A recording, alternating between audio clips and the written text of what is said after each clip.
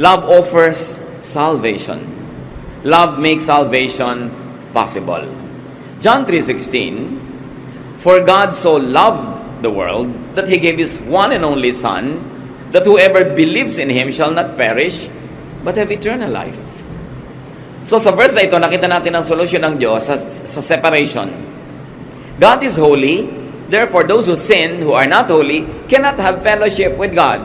There can be no unity, no oneness, no companionship with God when people sin. But God loves. And because God loves people to be with Him. But how can sinners be with God who is holy? Because sin separates the holy from the sinner. At ito ang solusyon, that God gave His only Son, that whoever will believe in Him will become holy. Sin will be forgiven. The holiness of Jesus will be given to the believer. Therefore, the believer becomes holy, and therefore there is no more need to die. God's love offers salvation from sin, and God's love makes salvation from sin available in and through Jesus. That's why Jesus is Lord of love. Magandang mapag-connect-connecta natin sa ating isip at manawaan ng lubos at malalim ang kahulugan ng lahat ng ito. Na ang tao ay mahal ng Diyos, pero hindi pwedeng makipag-isa ang Diyos sa makasalanan. So ang ginawa niya sa kanyang pagmamahal, ay pinadala niya ang kanyang anak na si Jesus, na sa pamamagitan ni Jesus ang mananalig sa kanya ay magiging banal, therefore na-solve ang problem. People who believe in Jesus become legally holy, though actually are not. Sa totoong buhay, sa pang-araw-araw na buhay, walang banal. Kahit pa na born again ka na, kahit tumanggap ka na kay Jesus, araw-araw nagkakasala ka pa rin. Pero sa tingin ng langit, hindi ka na nagkakasala pang muli, kasi yun nga ang binayaran ni Jesus. Binayaran ni Jesus yung kasalanang nagawa na, ginagawa at gagawin pa. Ang laging takot ng iba sa teaching na yan, baka daw abusuhin ng iba. No person who truly receives the love and forgiveness of God will ever use that love as a license to deliberately live in sin. That is impossible. Kaya huwag tayong sobrang mag-alala, ma-underestimate natin ang power ng Holy Spirit to convict, at yun ding conviction ng mga tao to live a righteous life. Kaya iba ayaw nila nagtuturo ng salvation which is eternal because they're afraid that it might be abused. Huwag nating i-underestimate ang pananalig ng tao, katapatan ng tao, at ang power ng Holy Spirit to convict. Love is so wonderful that it makes us sinners holy in the eyes of God. Parang yung mga magulang, kung minsan makikita mo, sobrang mali na nga yung anak, pero naiunawaan pa niya, dinajustify pa. Kasi yung anak ko na yan, nung maliit yan nauntog yan kaya nagkaganyan. May mga justification. Yung anak ko kasi na yan, medyo napabayaan ko nung maliit ako, hindi ko naalagaan, kaya naging ganyan. Kahit ang daming ginagawang mali ngayon, ayaw sasabihin yung anak. Tao pa tayo, at pag-ibig lang ng tao sa anak ng tao yon. Ano pa yung pag-ibig ng Diyos? Through Jesus, that can justify sinners. At hindi naman naging libre, may bayad. Ang nagbayad ay ang anak ng Panginoong natin sa langit, si Jesus mismo. That's why that alone makes love very wonderful. Napapaganda ng pag-ibig yung hindi maganda. Napapalinis yung hindi malinis. That's why sa tingin ng Diyos, ang mga tumanggap kay Jesus ay malinis, banal. Not because we really are, but because the love of Jesus makes us holy and acceptable to God. Another wonder of love is that love identifies God's children. Maraming mga pagtatangka ang mga tao sa buong panahon kung paano maipapakilala nila na sila'y maka-Diyos. May mga dinadaan yan sa diet, kung anong kinakain nila at hindi. May dinadaan yan sa anong isinusuot at hindi. Yung iba, dinadaan pa nga nila kung anong version ng Bible ang ginagamit nila. May dinadaan yan sa kung anong uri ng bautismo ang pinapractice nila, etc., etc. But 1 John 4:7 and 8 says, "Dear friends, let us love one another, for love comes from God. Everyone who loves has been born of God and knows God. Whoever does not love does not know God, because God is love." Para dito sa 1 John 4:7 and 8, ang tunay na pagkakakilanlan ng anak ng Diyos kung siya ay marunong magmahal. Hindi sinabi na dapat member siya ng ganitong religion para masabing siya ay anak ng Diyos. Hindi sinabing dapat ganito ang kanyang congregation, ganito ang kanyang religious practice. Sinabi niya, sino mang marunong umibig ay nakakakilala sa Diyos. You see, love transcends even religious identity. Kapag ang tao ay maibigin, ano man ang relihiyon niya, ibig sabihin, nag-ahari ang Diyos sa kanyang buhay. Pero ang taong hindi maibigin, ano man ang relihiyon niyang ipinagmamalaki, sinabi dito, no, hindi ka anak ng Diyos. Whoever does not love does not know God. No matter your religious membership. So ang tunay na pagkakakilanlan, kung ang tao ay anak ng Diyos, nakakakilala sa Diyos, pinaghaharian ng Diyos, kung siya'y maibigin. At syempre, kakambal ng pagiging maibigin yung maawain. Pag di ka maawain, malupit ang puso mo. Natutuwa ka pag may nagdurusa, lalo ang nagdurusa sa tingin mo makasalanan. Sasabihin mo, dapat nga, buti nga sa kanya kasi makasalanan siya. Yan ang palo sa kanya ng Diyos. Yung may lihim kang tuwa, magduda ka kung anak ka ng Diyos. Hindi kailangan pagdudahan na relihiyoso ka. Surely religious ka, pero anak ka ba ng Diyos? Basahin muli natin ang 1 John 4, 7 and 8. Kasi ito palang pamantayan na. Let us love one another. For love comes from God. Everyone who loves has been born of God. Di ba? Kailangan, you must be born again. Pinagtuturo natin yan. John 3:3. Unless a man is born again, he cannot see the kingdom of God. So akala natin, yung pagiging born again, yung mananalangin ka, hihingi ka ng tawad sa kasalanan mo, tatanggapin mo si Jesus. Yes, it is a way, a method to be born again. But 1 John 4, 7 and 8 tells us that he who loves has been born of God. Yung umiibig, maibigin, maawain, matulungin, born again yun. Kahit hindi technically ginawa niya yung religious formula, kahit hindi siya umaten ng religious rally, hindi siya umaten ng evangelism class, maibigin siya, that person is born of God. And that person knows God. Not necessarily that that person is religious. It is not necessary that that person knows all the necessary verses. Because love is the best verse. Sabi niya, those that love know God. Whoever does not love does not know God. Sorry na lang, kung hindi ka maibigin, kahit anong rank mo sa religion, kahit gaano katagal ka na, kahit daming verses mong alam, sinasabi ng verses na ito, hindi mo kilala ang Diyos. Kasi ang tunay na nakakakilala sa Diyos ay maibigin. At ang tunay na maibigin ay kilala ng Diyos. Yun ang mas importante. Nakilala ka ng Diyos na anak kanya. Sabi niya, why? Because God is love. Hindi sinabing God is religion, God is diet, God is baptism. Sabi, God is love. Love also identifies Jesus' true followers.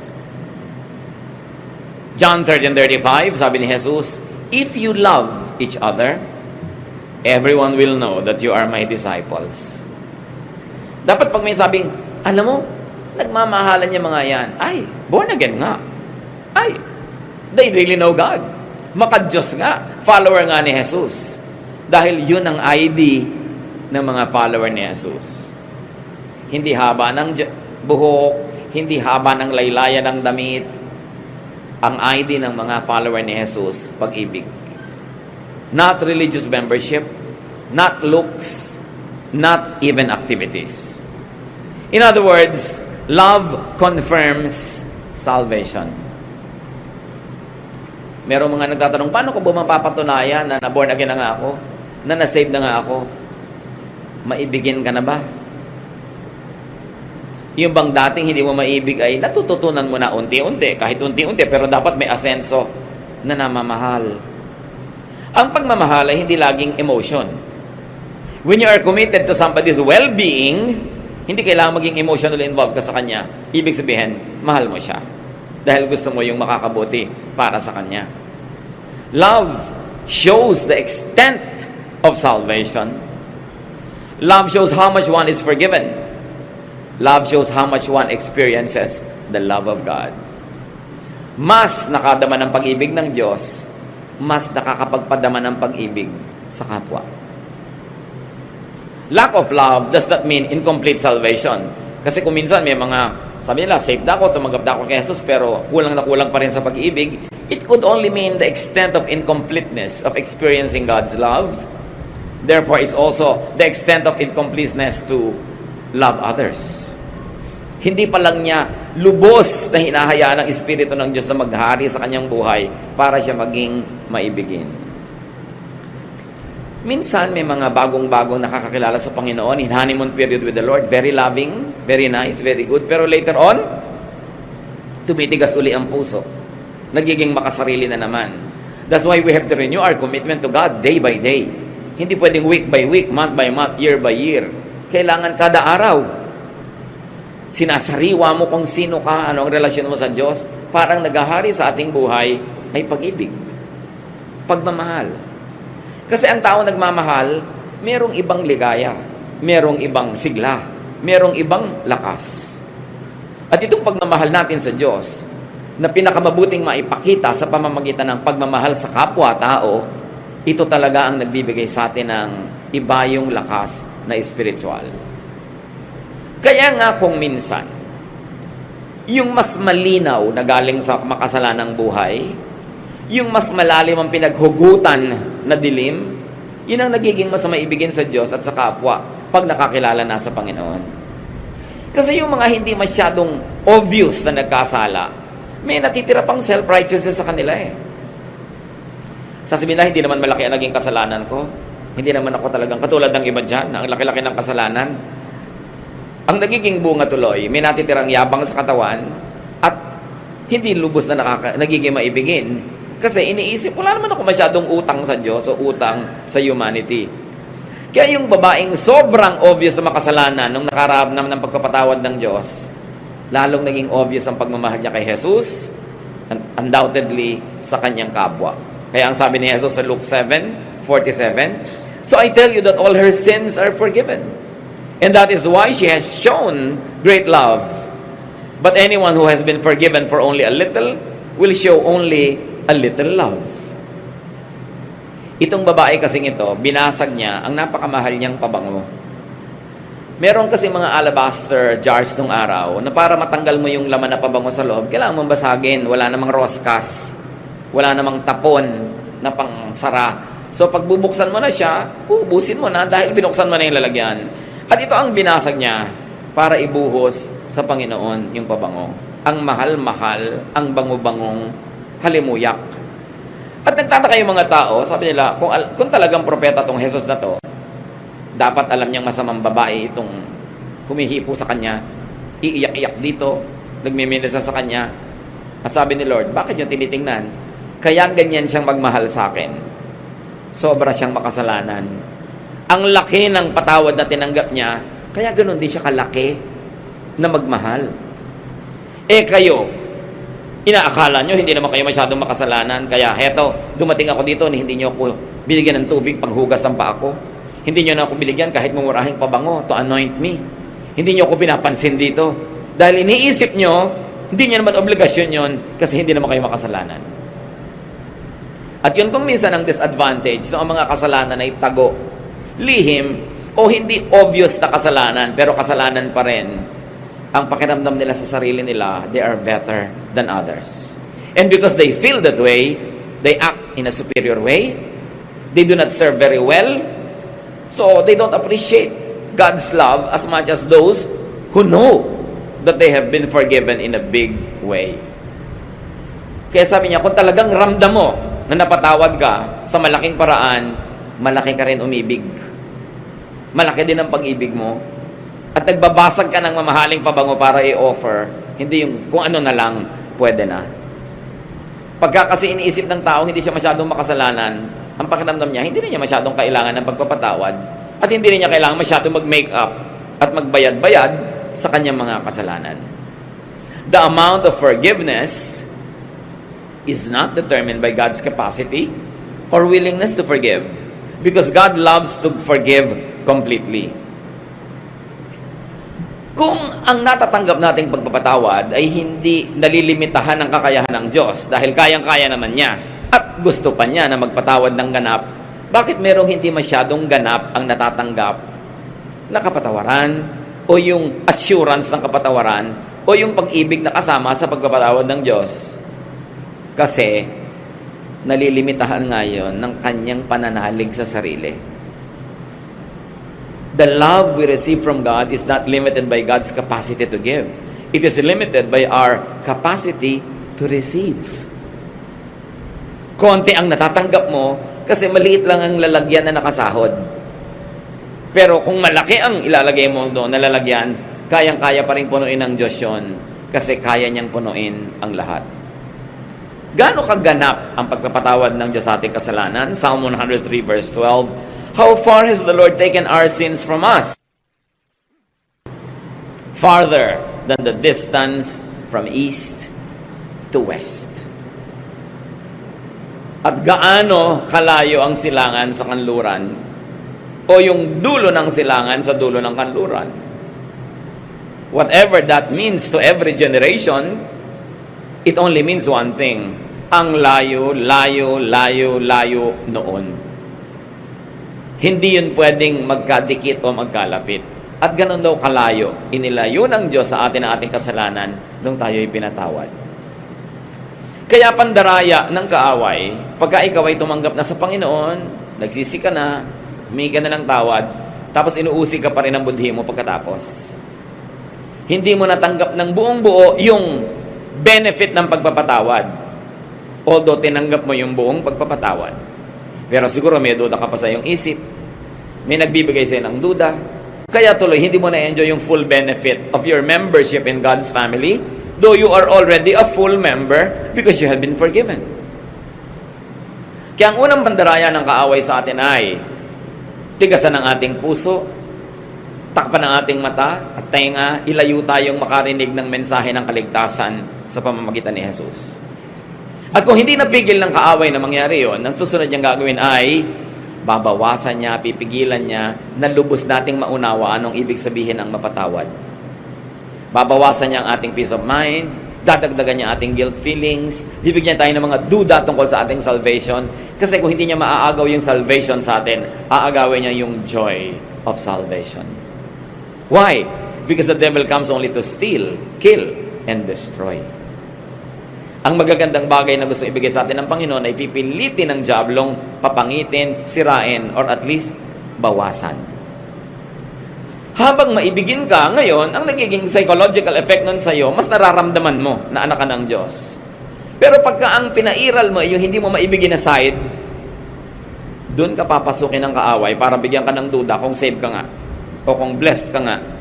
Doon ka papasukan ng mga duda, doon ka papasukan ng mga fears, mga insecurities. Kaya sabi sa Bible, do not give the devil a foothold. Huwag mong bigyan ng matutungtungan kahit kapraso dahil tutungtong siya doon. At kakapit. At pag hindi ka maibigin, alam niyo sa puso ng tao, merong maibigin na side at merong hindi maibigin na side. Pag ang sinunod mo yung hindi mo maibigin na side, doon ka nagpapapasok kay Satan ng mga influences niya. Kaya yung mga hindi maibigin, mas maraming multo sa buhay yan eh. Mas maraming fears. Mas maraming selfishness. Kahit naman sila gaano ka-selfish, hindi pa rin sila masatisfy sa selfishness nila, palala lang ng palala. That's why do not give the devil a foothold. And one of the best ways to not give the devil a foothold is to exercise love instead of hate. To be loving instead of unloving. Kasi pwede mong pagpilian, kapatid, at any day, any moment, kung alin sa yung dalawang mukha ang hiharap mo sa tao, yung maibigin o yung hindi. But when you show them your loving face, and when you extend to them your loving arm instead of your punishing arm and hands, when you give them your love instead of your hatred, when you give them your understanding and forgiveness instead of judgment, inuubusan mo ng space si Satan sa iyong puso. Nilalakihan mo yung space for Jesus. At ang resulta nun, mararamdaman mo sa iyong personal life. Mas payapa, mas tahimik, mas nagtitiwala, mas masaya. The amount of forgiveness that we receive is determined by how much people confess and surrender to God.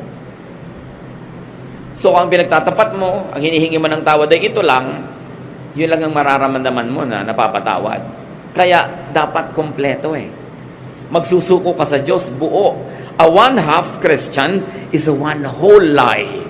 It is a one whole nonsense. Kailangan buo. Kaya ang gusto ng Lord, laging buo. Sabi niya, huwag niyong asahan na kung nagdadalawang loob kayo, hati ang loob niyo. Para kayong isang dumilang na sinisiklot-siklot ng alon, kung saan kayo hipa ng hangin, doon kayo pupunta. Kung nagdadalawang loob kayo at hati kayo, huwag niyong asahan na mapagpapala kayo ng Diyos. Ang gusto niya, buo. Buuin. At sapagkat hindi tayo perfect, siguro hindi mo laging 100% maibibigay, pero kung 99, 95, 97, bibilangin na yun as buo. Kesa 2, 3, 30, 24. Sobrang daming kulang nun. Kaya magmamahal na lang tayo, sige na, magmahal ka na. Maglilingkod ka, yung best mo. You're going to give your best. Give your alabaster jar of perfume. Hindi yung kung ano-ano lang. Kasi dapat buo. At yung buo lang ang paglapit sa Diyos, ang makakatanggap din ng buong pagpapala. Hindi kapra-kapraso, hindi punit-punit, hindi pilas-pilas, hindi kakaunti. Another wonder of love is that love erases sin. Nabubura ang kasalanan. 1 Peter 4:8. Above all, love each other deeply because love covers over a multitude of sins. The contemporary English version says, love wipes away many sins. But the wonder of this verse is in its Greek original, not in its English translations.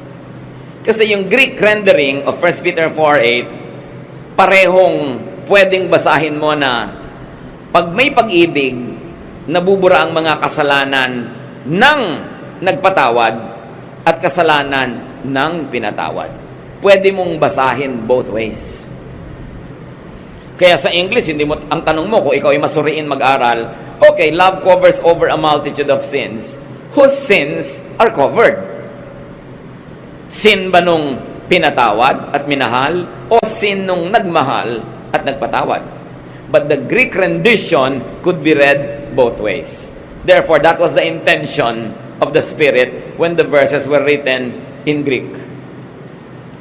That when you love, your love erases the sin of the object of your love, but it also erases yours.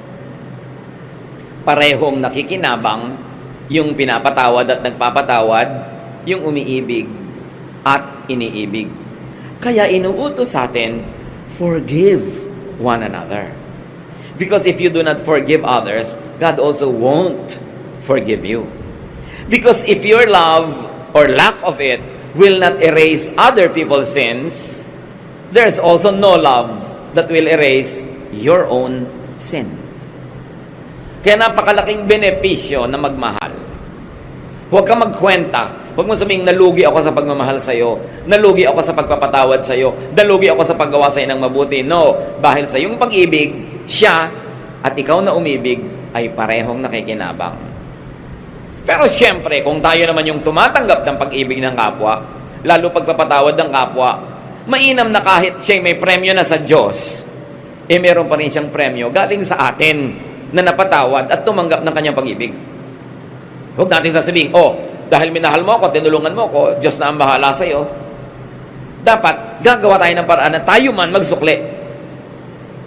Pero kung ikaw yung nagbigay, tas hindi ka nasukli anong tao, ibukas mo ang mata mo sa ibinigay sa iyo ng Diyos. Dahil pati ang iyong mga kasalanan ay nabubura pag nagpapatawad ka at bumubura ng kasalanan ng iba. God's love in and through Jesus covers over and wipes away people's sins. Love for one another covers over and wipes away other people's sins and one's own sins. Ano ang napakalinaw na moral lesson niyan agad, mga kapatid? If you can't be sinless, love all the more. Kung di ka makapamuhay ng walang kasalanan, nagkakaroon ka pa rin ng mga kasalanan, anong ipambubura mo doon? Pag-ibig sa kapwa. Pagmamahal. Kaya mas marami kang hindi malampasan pang kasalanan, hindi mapagtagumpayan, mas sikapin mo maging maibigin, patawad sa kapwa, kasi sa pagbubura mo ng kasalanan nila, dahil minamahal mo sila, pati ang sayo nabubura. Baligtarin yung mga kapatid, kung di kayo marunong magpatawad, ano nangyayari sa mga kasalanan nyo? Di rin napapatawad. Pag hindi kayo marunong magbura ng utang ng iba, ang utang nyo rin hindi nabubura. Kaya sa Matthew chapter 6, ang linaw ng sinabi sa Lord's Prayer, forgive us as we forgive those who sin against us. Patawarin mo kami, gaya rin naman ng pagpapatawad namin sa nagkakasala sa amin. Kung nagpapatawad kami ng kalahati lang, Lord, di kalahati lang din ang kasalanan ko ang patawarin nyo. Kung di po ako nagpapatawad, di huwag nyo akong patawarin. Pero Lord, nagpapatawad po ako, kaya patawarin nyo na rin ang mga kasalanan ko. Yang pag-ibig, mas kailangan yan ng mga hindi makapagtagumpay sa mga kasalanan. Kasi kailangan may mambura ng ating mga kasalanan. And it is love for others that will do that. Matthew 22:37 to 39. Nung tinanong si Jesus kung anong pinakamahalaga sa lahat, sa mga utos, sabi niya, love the Lord your God with all your heart, soul, and mind. This is the first and most important commandment. The second most important commandment is like this one, and it is love others as much as you love yourself. Ang totoo, yung 10 commandments, pwedeng hatiin sa dalawa. Yung mga naunang commandments only means love God. Yung you shall not call upon the name of the Lord your God in vain, yung you shall have no other gods before me, etc., etc. It means love God. At yung mga do not steal, do not commit adultery, do not covet, do not kill, lahat yon love others. Kaya pag mahal mo ang Diyos at mahal mo rin ang iyong kapwa, technically, sinusunod mo yung buong commandment. So huwag kang mapako sa mga detalye ng mga commandments at mga religious laws. Ang mahalaga ito, maibigin ka. At pag maibigin ka, mapansin mo man o hindi, natutupad mo, nasusunod mo ang kautosan. Kasi ang kautosan, nakakalito sa mga detalye. Pero ang ibig sabihin lang, maging maibigin ka. Tulad ng, bakit ang mga babae sa Corinth ay inuutosang magbelo? Kasi ang lalalim ng mga damit nila, yung mga dibdib, yung mga likod, nakakaakit sa mga lalaki sa worship, na nakatingin na sa batok nila, tinititigan na yung mga buhok nilang umaakit sa batok nila patungo sa likod ng tenga nila, nawala na sa pag-worship ang mata ng lalaki. Kaya maibigin ka, magbelo ka para di ka titigan at nang walang tukso. So, maibigin. Pag sinabing huwag kang kumain ito dahil may na-offend, kasi na-offend sila, huwag na lang sila ma-offend. O sige, hindi ko na lang kakainin, maibigin ka nun. Yung sinabing, you shall not covet what is not yours, pag-ibig sa kapwa, kanya yun eh, bakit mo pag-iinteresan? You shall not steal. You shall not commit adultery. Because when you commit adultery, una, hindi mo minamahal ang asawa mo. Pangalawa, hindi mo minamahal yung kapartner mo in crime kasi nagkakasala rin siya. At kung siya may asawa rin, hindi mo minamahal yung asawa niya, inaagawan mo.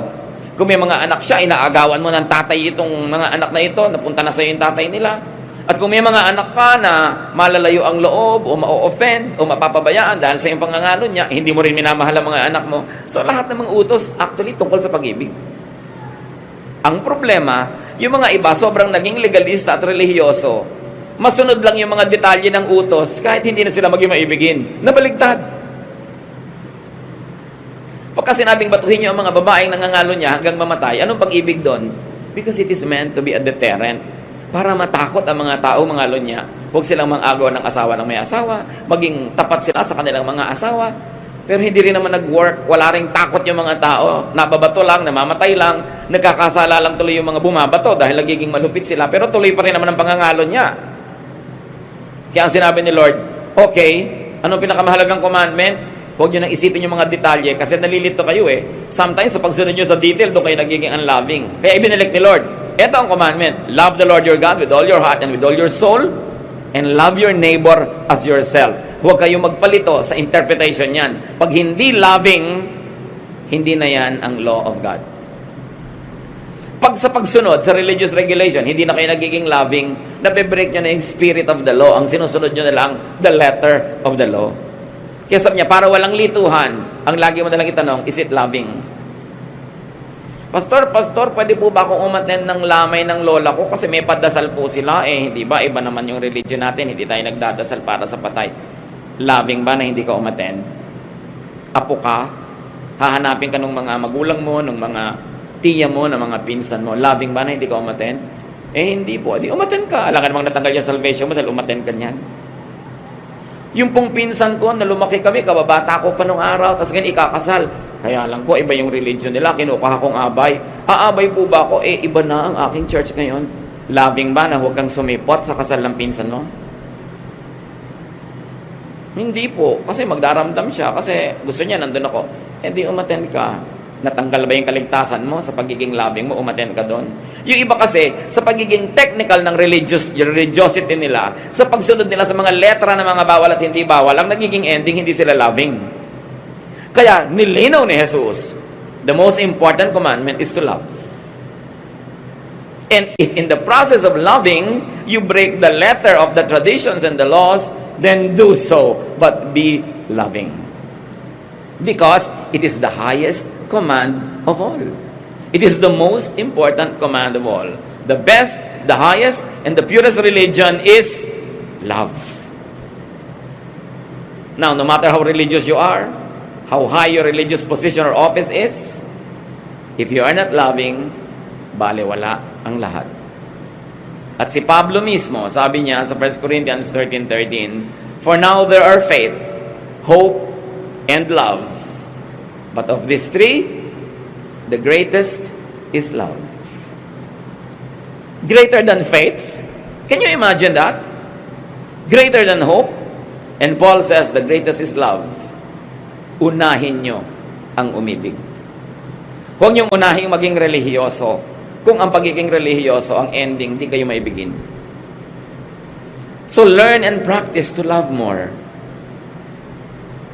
Mga kapatid, kahit gaano kahaba ng eternal life nyo, isa lang ang buhay nyo dito sa mundo.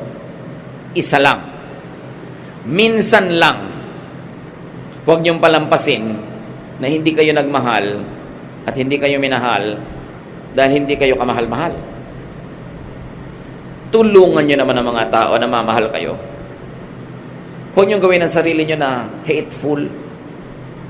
Gawin nyo ang sarili nyong attractive to the power of love. Pag-practice na magmahal.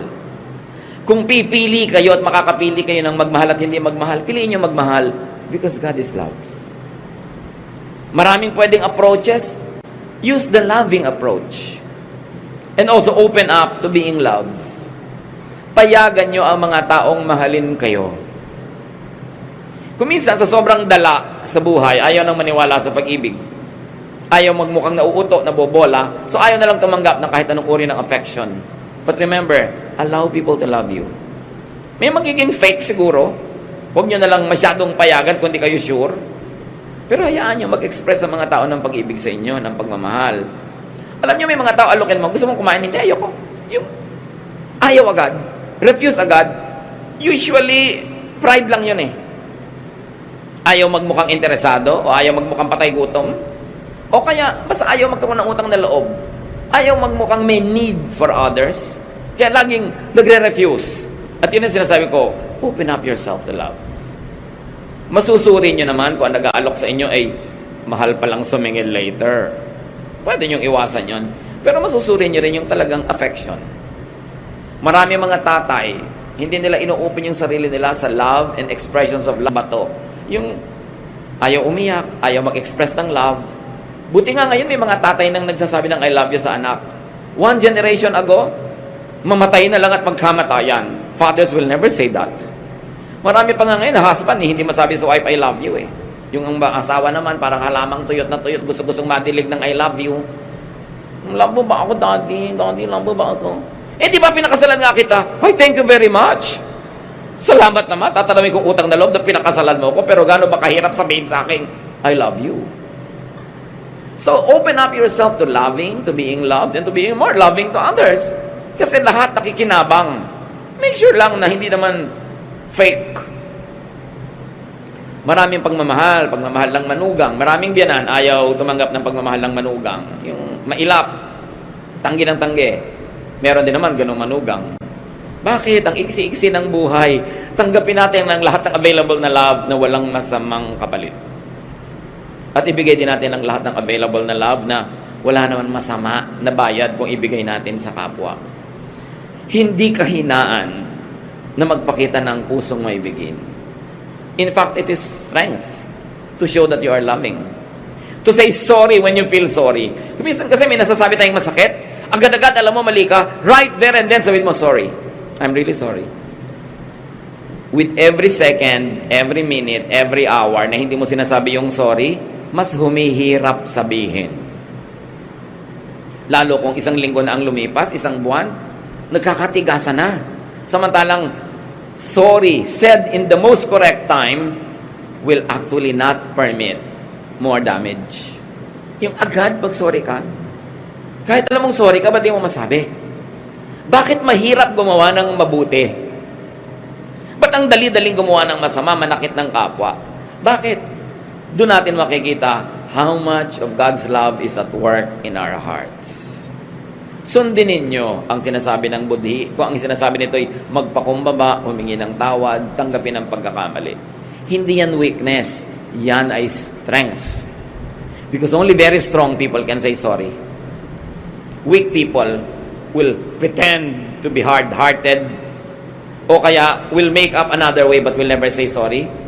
But it really takes great courage and it takes great character to be able to do that. Open up to being loved and let people love each other. Huwag kayong mainis, mainggit pag may nagmamahalan. Mabuti nga, there are 2 less lonely people in the world. Tapos mangongontrabida ka pa pag may nagmamahalan. Alam nyo ba na may mga biyena na nabubuisit pag yung anak nila at yung manugang ay lovey-dovey? Bakit? Mabuti nga may nagmamahal sa anak nyo at may minamahal siya. Walang sa lugar yung mga magulang na nagsiselos pa. Of course, hindi romantic selos, pero parental selos. Pero wala yun sa lugar. Marami rin mga manugang nagsiselos sa biyanan. Inis na inis sa anak pagka nagpupunta yung anak doon sa nanay niya. Magkaiba naman kayo ng sitwasyon ng biyanan mo, so hindi kayo dapat magselosan. Hindi kayo magkatalo. Magkaiba kayo. You are in another level. Kaya kailangan mag-mature tayo. Payagan din natin ang mga taong magmahalan. Sabi nga nung isang tula, better by far you should forget and smile than that you should remember and be sad. Yun ang pagmamahal. Mabuti nang malimutan mo ako habang malayo ka, kesa naman naaalala mo ko malungkot ka, limutin mo na ako na masaya ka. Love, ha? Pero iba, bakit ang saya-saya mo dyan? Nakita ko sa Facebook, ang laki-laki ng tawa mo. Anong gusto mo? Malungkot ako, ikaliligaya mong malungkot ako dahil wala ako sa feeling mo. What kind of love is that? Allow people to be happy. And allow yourself to be happy. Pero siyempre ha, may hangganan yung asawa mo at hindi mo asawa, magkaiba yun. Dapat hindi ka doon kumukuha ng ligaya sa hindi mo asawa. At huwag mo nang piliting paligayahin yung hindi mo naman asawa. Ang dami namang mapapaligaya, mga ulila dyan. Diba? Mga ibang mga kawawa. Pero ilagay sa lugar, mga kapatid. How much do you love your spouse? Ipagpalagay na 80 o 85%. Ganon din mo ba ina-express or less? Dapat pareho lang. Dapat nga mas mataas pa doon yung rating. Love. Be love. At tulad ng sinabi ko mga kapatid kanina, help others love you. Bawasin yung mga pangit na ugali. Gawin nating mas masaya tayong kasama, mas mabuting kasama, para madali tayong ibigin. Kasi pag hindi tayo naiibig ng iba, pati sila nagsasuffer, pati sila nalulugi. So, be lovable and love because God is love. Ama namin sa langit. Dapat alam na namin ang mga bagay na ito, pero masarap na ginugunita, inaalala, sinusuri ang mga sarili namin. Loving ba kami? Yung mga tao na right nila na tumanggap ng pag-ibig sa amin, tumatanggap pa sila o Diyos. At yung mga taong duty nila na mahalin kami, pinapanindigan ba nila yung duty na yon? Nagkakagulo-gulo ang mundo dahil kung saan-saan kaming mali tumatayo. Turuan mo kami, Lord, na maging maibigin, mahalin sa tamang paraan, ang mga tamang taong dapat mahalin sa paraan na yon, at huwag kami magmahal sa maling paraan. Huwag kami padala sa mga romantic love na nakakasira ng pamilya ng may pamilya, na nangaagaw ng asawa ng may asawa. Turuan mo kami, Lord, to love with godly love. Yung pag-ibig na galing sa inyo, malinis, mabuti, mabait. At ganoon din naman, turuan mo kami maging appreciative of other people's love and their expression of it. Huwag kami ma-conscious. Huwag kaming maging uncomfortable when people love us. Teach us, Father. Pagbulay-bulayan natin sumandali ang kahulugan nito sa ating buhay. Minsan lang tayong mabuhay sa mundo. Kailangan natin ng pagmamahal at kailangan din natin magbigay nito. Lord, ngayon sa ilang saglit ng aming pananahimik, ipaalala niyo sa amin kung may pagkukulang kami sa mga taong dapat namin mahalin. Ipaalala niyo rin kung may pagkukulang kami in a way na hindi namin tinutulungan yung iba na maging kaibig-ibig kami.